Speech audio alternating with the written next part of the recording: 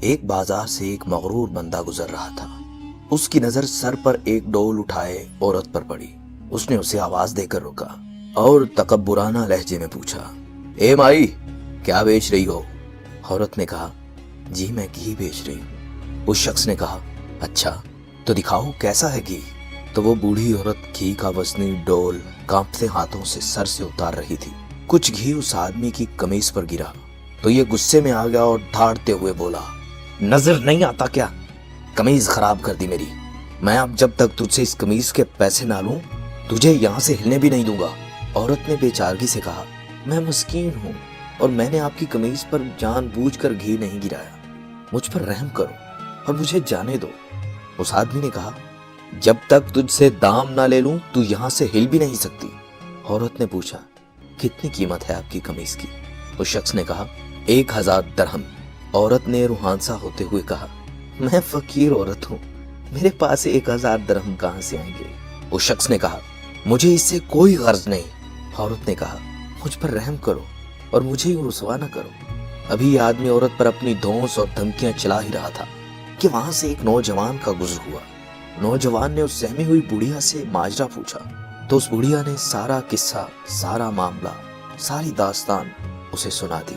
نوجوان نے اس آدمی سے کہا، جناب میں دے دیتا ہوں آپ کو آپ کی قمیص کی قیمت، اور جیب سے 1000 درہم نکال کر اس مغرور انسان کو دے دی۔ یہ آدمی 1000 درہم جیب میں ڈال کر چلنے لگا تو نوجوان نے کہا، جاتا کدھر ہے؟ آدمی نے پوچھا، تو تجھے کیا چاہیے مجھ سے؟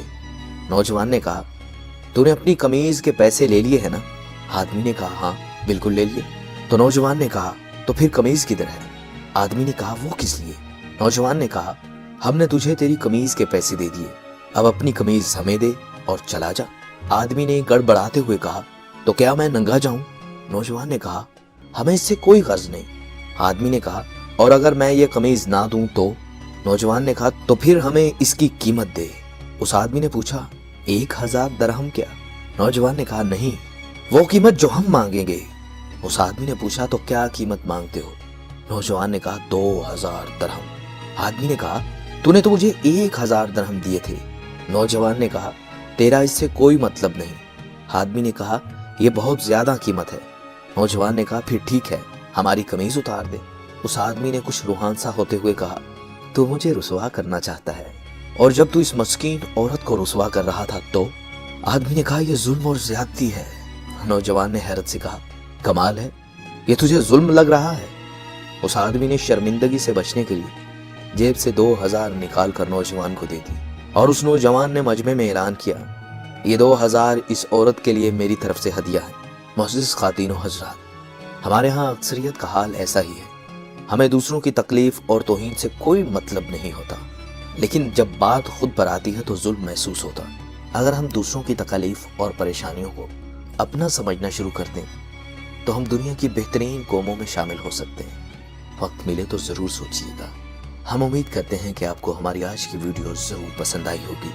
اگر آپ کو ہماری آج کی ویڈیو پسند آئی ہے تو اسے اپنے دوستوں کے ساتھ ضرور شیئر کیجیے گا۔